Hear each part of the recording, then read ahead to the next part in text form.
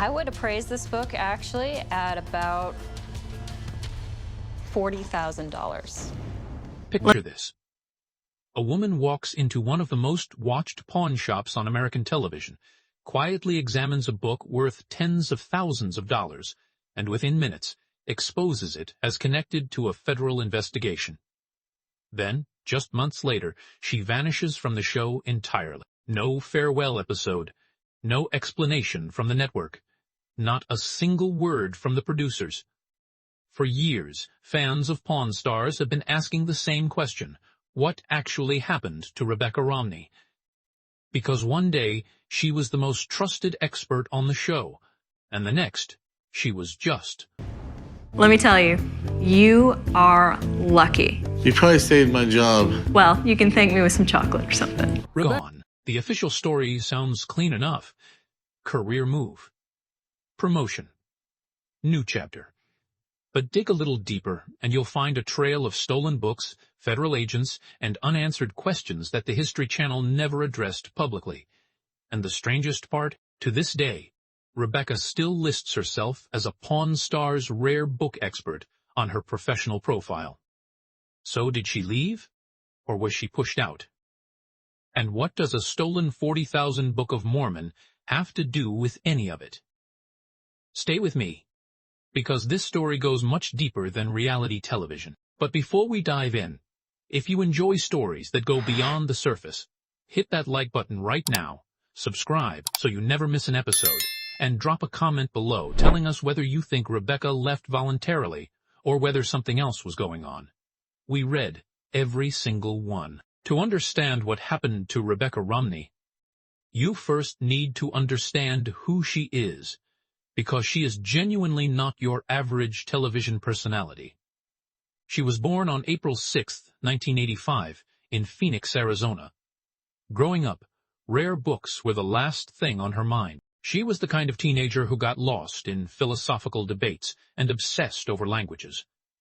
By the time she enrolled at Brigham Young University in 2003, she had already developed a deep love for ancient texts and classical ideas. She studied philosophy and classical studies, spending hours in seminars debating concepts most people her age had never even heard of. What made her unusual wasn't just her intelligence. It was her obsessive drive to understand things at their source. She taught herself French, Japanese, Latin, and ancient Greek, not through casual study, but through the kind of disciplined, grinding effort most people reserve for professional training. She once translated a Greek papyrus from 300 BC for a university exam and stunned her professors in the process. She graduated with honors, and her thesis compared Greek manuscript fragments of Plato's Republic. It was the kind of academic background that had no obvious career path, but that was about to change in the most unexpected way. In 2007, fresh out of university, Rebecca applied to what she thought was a management position at Bowman Rare Books in Philadelphia. When she arrived for the interview and realized the role was actually for a rare book specialist, she nearly walked out. She had no direct experience with the antiquarian book trade. She had never appraised a manuscript. She had never worked an auction. She stayed anyway, told the truth about her background, and somehow got the job. Her language skills, particularly her ability to read texts in their original Latin, Greek, and French, made her more valuable than any conventional candidate. Within 3 years, she had gone from complete newcomer to gallery manager of the Las Vegas location. By 2013, at just 29 years old, she became the youngest senior director in Bowman's history, overseeing catalogs, auctions, and private sales worth over $10 million annually. She was authenticating Shakespeare folios, handling Gutenberg Bible pages, and identifying forgeries that had fooled experienced dealers for years.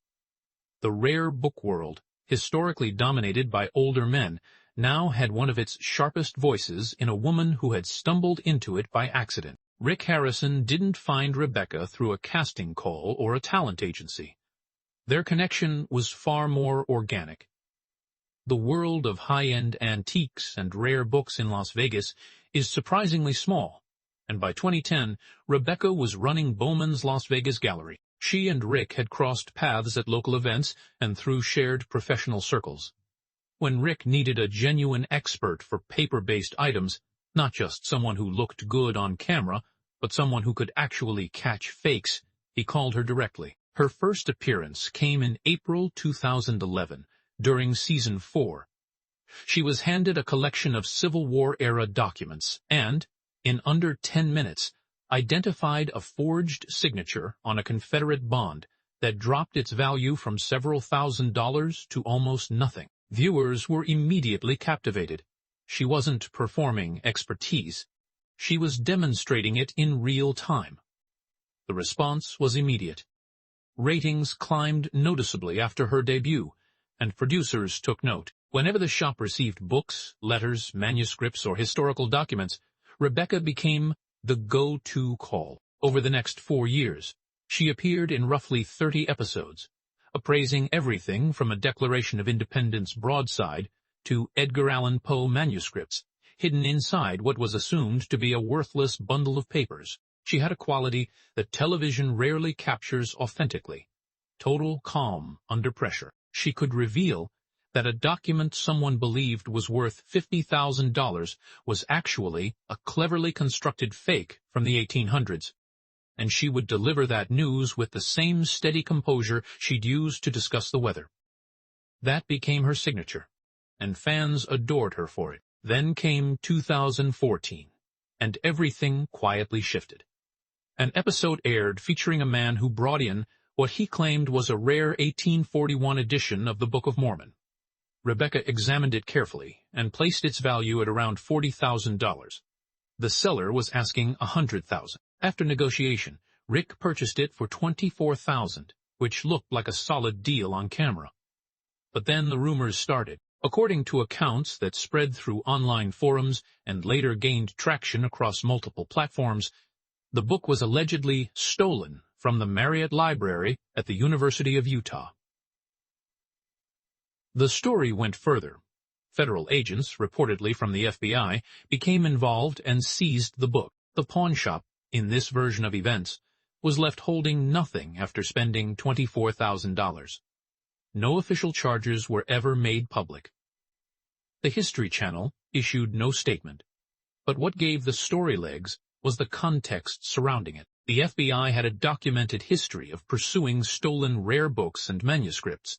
In 2005 and 2006, they had prosecuted Forbes Smiley, a map dealer who had stolen millions of dollars worth of rare maps from libraries across the country. In 2015, they successfully returned stolen books to the National Library of Sweden.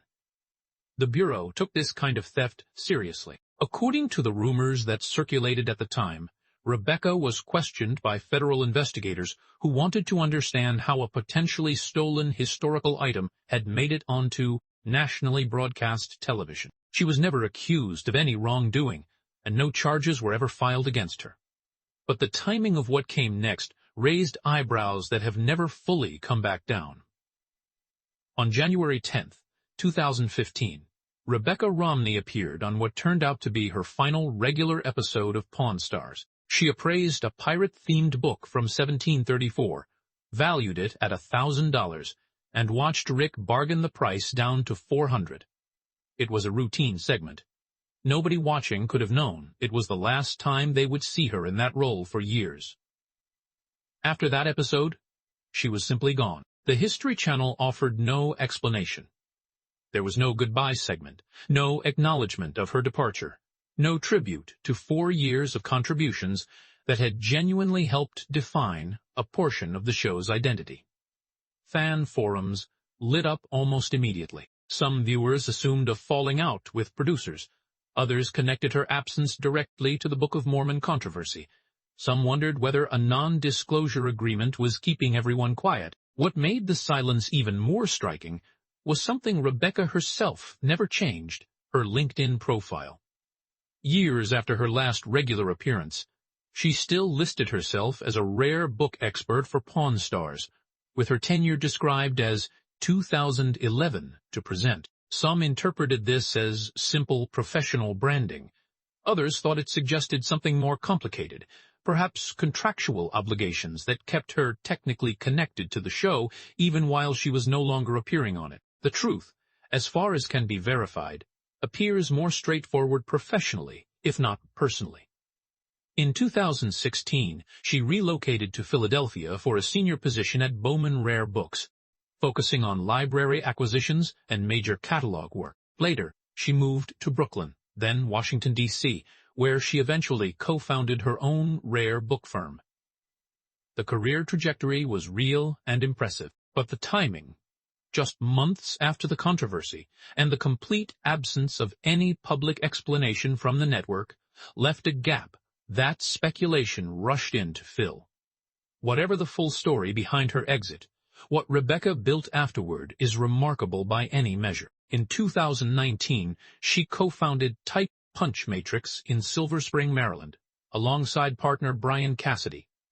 From the beginning, this wasn't a conventional antiquarian bookshop. The inventory was deliberately bold. Shakespeare folios, leaves from Gutenberg Bibles, titles chosen not just for their rarity, but for their cultural significance. The firm quickly attracted elite collectors and institutional clients, and by the mid-2020s had appraised over 1,000 items worth collectively more than $10 million.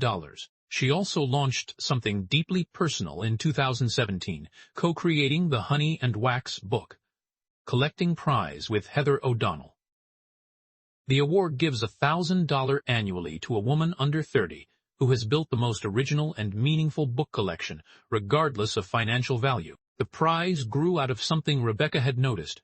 Women were passionate about collecting books, but reluctant to identify themselves as collectors in a field that had long treated collecting as a masculine pursuit. The prize gave them visibility and legitimacy, and by 2025, it had honored 9 women and inspired many more. Her 2017 book, co-written with then-husband J.P. Romney, brought her credibility in the literary world. Printer's Error explored the bizarre, forgotten, and sometimes scandalous corners of book history, covering everything from Dickens's battles over copyright to forged editions of Galileo. Critics praised it, and sales were strong. Then in February 2025, she published Jane Austen's Bookshelf, a work that generated serious literary attention.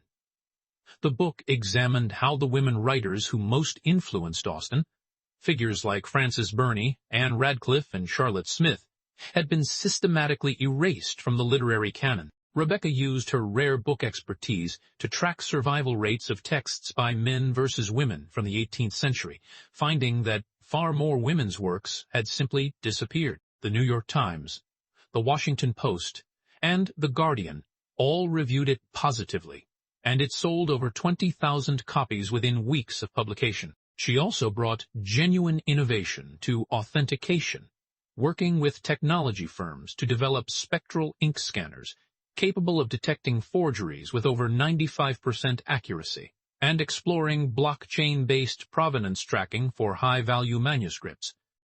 In 2022, fans got a glimpse of what might have been. A special episode of Pawn Stars. Do America was filmed in Washington, D.C., and Rebecca returned to appraise another rare book. Her chemistry with the cast was exactly as viewers remembered. She teased Chumley. She bantered with Corey. The familiarity was genuine and immediate. But it only made the original disappearance feel more puzzling. If the relationship had soured, why the warm reunion? If she had left purely for career reasons, why had it taken 7 years for her to return even briefly? The special gave fans more questions than answers. So what really happened? The honest answer is that the full picture remains incomplete. What we know for certain is that a Book of Mormon with a disputed provenance appeared on the show, that federal investigators were reportedly involved in the aftermath, that Rebecca Romney was allegedly questioned, though never charged with anything, and that within months she stopped appearing on Pawn Stars with no public explanation from anyone involved. What we also know is that she went on to build something far more significant than a television career. She reshaped how rare books are authenticated, created space for women in a field that had long excluded them, and wrote work that is forcing literary historians to reckon with voices they had buried. Whether she was pushed out, chose to leave, or some combination of both, the outcome is the same. The rare book world gained one of its most important contemporary figures, and Pawn Stars lost someone they never quite replaced. The question worth sitting with is this: how many other stories like hers are sitting just beneath the surface of the things we watch and assume we understand? If this story made you think differently about what goes on behind the cameras of reality television, give this video a like. It genuinely helps more people find content like this. Subscribe if you haven't already, because we cover stories that most channels never dig into. And leave a comment below. Do you think Rebecca's departure from Pawn Stars was purely professional? Or do you think there's still something the network has never told us? Let's talk about it.